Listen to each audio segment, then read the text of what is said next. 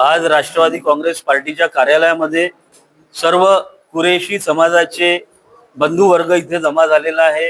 हाजी सोहेलभाई पटेल यांच्याकडे ते आपल्या समस्या त्यांनी मांडल्या होत्या आणि त्या संदर्भातच सगळे ज्येष्ठ नेते कुरेशी समाजाचे सगळे युवा लोक इथे आलेले आहेत।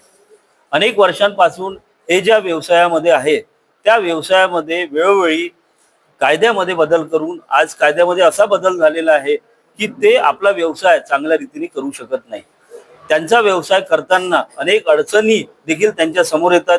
विविध गटाचे लोक त्यांच्याकडे उपद्रव माजवण्याचा प्रयत्न करतात जेणेकरून त्यांचा व्यवसाय ते चांगल्या पद्धतीने करू शकत नाही आणि अशामुळे त्यांच्या समाजामध्ये दिवसेंदिवस बेरोजगारी वाढून आज ते परिवार देखील आपला चांगल्या रीतीने पालन पोषण करू शकत नाही।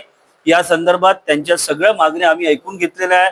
राष्ट्रवादी काँग्रेस पार्टीकडनं माननीय अजितदादा पवार साहेब, माननीय प्रफुल्लभाई पटेल साहेब आणि जिल्ह्याचे निरीक्षक माननीय राजेंद्रजी जैन साहेब यांच्या समोर हे सगळे समस्या यांच्या ठेवण्यात येणार आहे आणि याच्यामधनं लवकरात लवकर मार्ग आमच्या या कुरेशी समाजाच्या बांधवांना आम्ही नक्की देऊ असे या राष्ट्रवादी काँग्रेस पार्टीचा प्रयत्न आहे।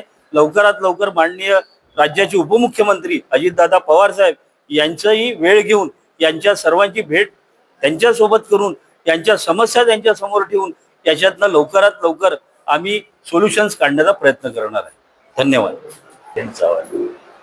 आज कुरेशी समाज के लोग राष्ट्रवादी कांग्रेस पार्टी के कार्यालय में आए, क्या मांग लेके आए थे और क्या इस पे सोल्यूशन निकला, क्या? आज मैं राष्ट्रवादी कांग्रेस पार्टी का महाराष्ट्र प्रदेश संगठन सेक्रेटरी हाजी सोहेल पटेल और डिप्टी सदस्य पूर्व मैं अजीतदादा गुरु, आज जो कुरैशी समाज जो पूरे लोग नागपुर शहर के आए हैं, पूरे महाराष्ट्र में भी डिपुटेशन चल रहा है। कल नगर में हुआ डिपुटेशन और काफ़ी जगह में मीटिंग हो रही है। मीटिंग शुरुआत में जो इनके जो मुद्दा है वो मुद्दे को इनके जो बड़े जो लोग हैं उन्होंने उल्टे तरीके से उठाए हैं, सही तरीके से उठाए नहीं। जिस तरीके से अभी का सुफियान ने और असरार ने कहे, जो मुद्दे की बात कहे हैं, उस तरीके से अगर बात करके निकले तो 101% गारंटी देता हूँ मैं कि मसला सुलझेगा। क्यों? इसके पहले भी स्लाटर हाउस ओपन करने के लिए बहुत दुश्वारी आई थी। लोगों ने, बजरंग दल वालों ने और भी कुछ असामाजिक तत्वों ने इस पे बाकायदा रोक लगाने के लिए महानगर पालिका हो गया, गडकरी हो गया, गडकरी साहब हो गया, फडणवीस साहब को बहुत डिपुटेशन दिए, मगर वो नाकामयाब रहे क्योंकि अपन उनके ऊपर में हावी रहे। क्योंकि गलती अपनी भी थी कि स्लाटर हाउस जब ओपन पहले था फिर बंद हो गया था वो, तो कुछ अपने लोग की कमजोरी की वजह से वो लोगों ने फायदा उठाए थे, अदर लोगों ने।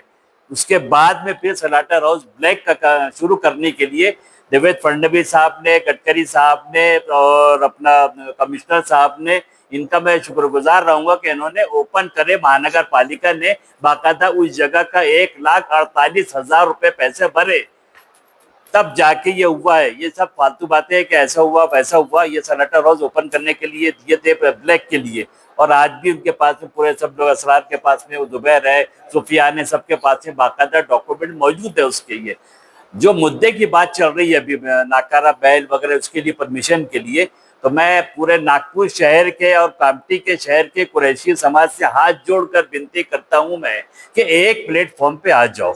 अगर एक प्लेटफॉर्म पे आएंगे तो मैं गारंटी देता हूँ, लिखित में देता हूं मैं आपको कि ये मसला 1 महीने में सुलझ कर रहेगा। अगर एक हो जाते हैं तो वो ग्रुप उधर जा रहा, वो ग्रुप उधर जा रहा, मेन मुद्दे की बात कहीं नहीं हो रही है। मुद्दे की बात ऐसी होना चाहिए, हर कोई अपने आप को तोर्रम का समझ रहा है, वो उससे मामला पूरा बिगड़ रहा है। और अभी भी जब स्लाटर हाउस ओपन हुआ था तो सबसे ज्यादा ताजनगर नई बस्ती के जानवर ही जा रहे थे वहां कटने के लिए। मोमिनपुरा के 2-4 जाते थे, ताजबाग के तो आते नहीं थे वो, और बातें तो बड़ी बड़ी करते थे ये। जैसे एक दिन के नायक पिक्चर के सीएम बहुत है अभी, मैं जिसको बुरा लगेगा उसको 2 रोटी ज्यादा खा लेना, मुझे कोई डर, किसी का डर नहीं है, खौफ नहीं है, अल्लाह के अलावा किसी का डर नहीं मेरे को।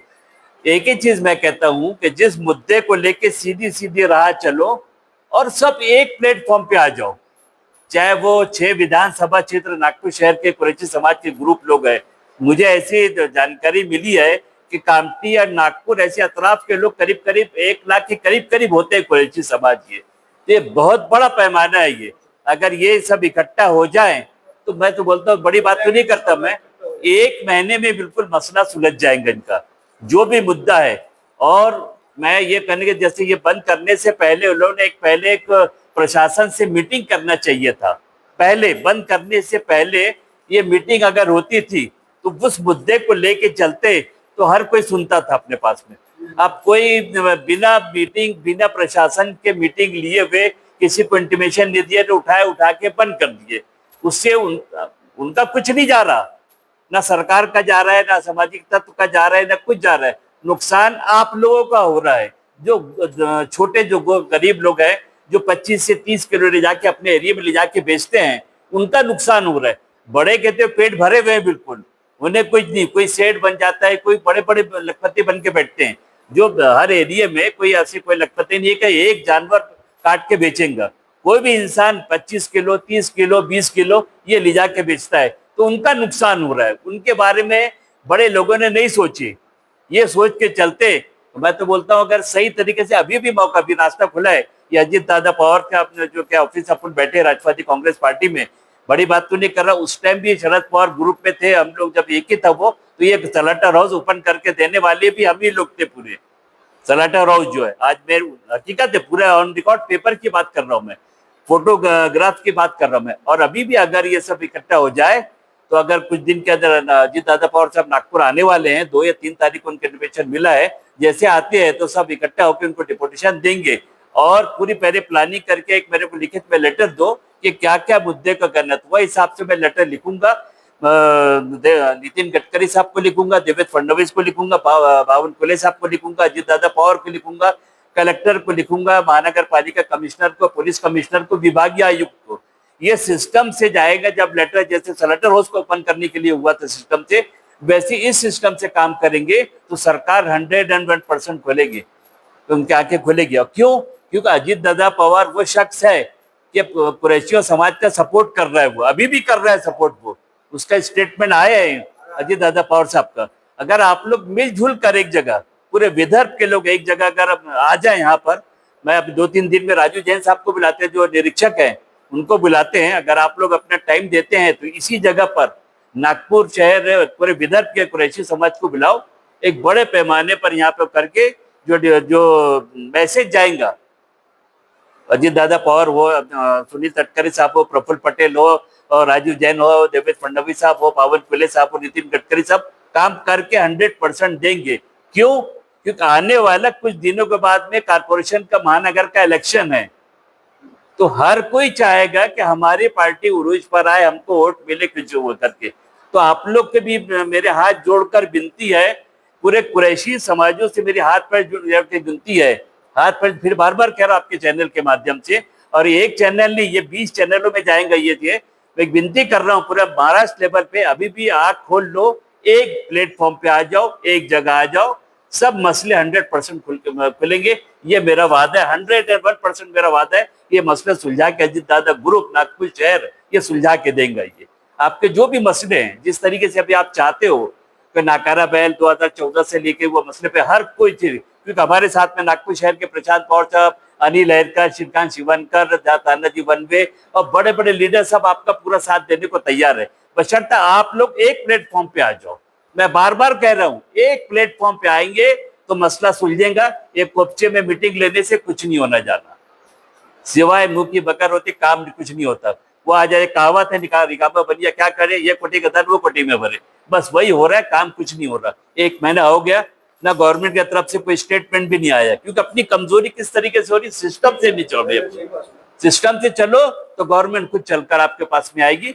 हर समाज के पास में गवर्नमेंट जाती है, मगर वो समाज का काम है जिस तरीके से मुद्दा रखना, वो मुद्दे पे नहीं रख पा रहे। तो पूरे आप लोग के जो बड़े बड़े सेठ लोग हैं, जितने बड़े बड़े जो कुरैशी समाज के जो ऑल इंडिया कुरैशी कमेटी है, ये कमेटी वो कमेटी, जो भी कमेटी है, उनसे मैं हाथ जोड़ के विनती करता हूँ, एक प्लेटफॉर्म पे आ जाओ, आपका मसला 1 महीने में सुलझ जाएगा। देखा गया है कि राष्ट्रमाता गाय को माना गया है, तो उसके साथ कटाई भी होने जा रही है या होती रहती है, तो इसके खिलाफ आप आवाज उठाओगे, उनके साथ जाओगे? नहीं, हम देखो, जो राष्ट्रमाता जो कहा जाता है, राष्ट्रमाता जो कहा जाता है, हम उसके खिलाफ नहीं जा रहे हैं, हम कतई नहीं जा रहे। कोई बोल दे कि उसके खिलाफ में जा रहे हैं तो हम उसको जवाब देंगे, वो जवाब पूछने लेने से पहले ही उन लोग अपनी अपनी हरकतें शुरू कर देते हैं। वो सवाल कुछ और करते हैं और जवाब हम जो देते हैं उसमें सुनते नहीं है। राजमाता है वह मानते हैं, वो जो नाकारा जिनके जो बिल्कुल हालत नहीं रहती कुछ उसमें ना पाल सकते कुछ कर सकते, उसके लिए हम कह रहे हैं अगर गवर्नमेंट बैठ के बात तो करे मगर इस चीज पर बस एक ही बात पे अड़े रहने से नहीं होता। अच्छा मैं बोलता हूँ, मैं एक लोगों को कड़वी लगेगी उसके लिए मैं माफी चाहूंगा ऑल ओवर इंडिया में कि वो माता बोलते हैं तो माता की इज्जत भी करना सीखो। और मुसलमान के अलावा जो गाय की जो इज्जत जो करते हैं राजमाता बोला जाता है, वो सिवाय मुसलमान ही उनकी इज्जत करना सीखता है, दूसरे कौम नहीं करते। ये मैं आपको हकीकत बता रहा हूँ। मैं भी ये पूरा स्टेटमेंट अभी संसद में भी और विधानसभा में मुद्दा उठा है। राजमाता की इज्जत हम सर आंखों पर, हमारे लिए कोई उसकी बुराई नहीं है, मगर जो नाकारा जिस तरीके से रहते हैं वो आज मैं बताओ कितने किसान लोग का कितना नुकसान हो रहा है, इसका कौन सोच रहा है? गवर्नमेंट सोच रही। आज सबसे बताओ हिंदुस्तान में सबसे ज्यादा एक्सपोर्ट का काम होता है विदेशों में, तो किससे होता है? वो किससे होता है आप बताइए? ये ना अपन कह रहे हैं कि गाय माता है, तो फिर गवर्नमेंट एक्सपोर्ट क्यों करती है हिंदुस्तान के बाहर, क्यों करती है? अब बड़े बड़े बॉम्बे में इसके बैठे हैं, औरंगाबाद में बॉम्बे में बैठे हैं ये लोग, उसमें मुसलमान नहीं है, अदर लोग अल कबीर नाम रख लिए, अल मुतफिर नाम रख लिए, ये अरबी नाम है, ये रख के उनको बोले, तो उन पे रुक क्यों नहीं लगा रही? जो गवर्नमेंट को फायदा है ना, कैसे नहीं फायदा उससे? गवर्नमेंट को फायदा है। तो मैं इसीलिए हाथ जोड़ के महाराष्ट्र शासन से और केंद्र शासन से विनती करता हूँ, ये मुद्दे को सीरियसली लीजिए आप लोग और बैठ के रास्ता निकालिए उसका। ये जगह जगह का डिपोटेशन दे रहे हैं, सब कुछ हो रहा है, खुदा ना खासा मामला बढ़ जाता है, तो अगर इसको कुछ हादसा होता है तो उसकी जवाबदार सरकार रहेगी, महाराष्ट्र शासन और केंद्र सरकार रहेगी।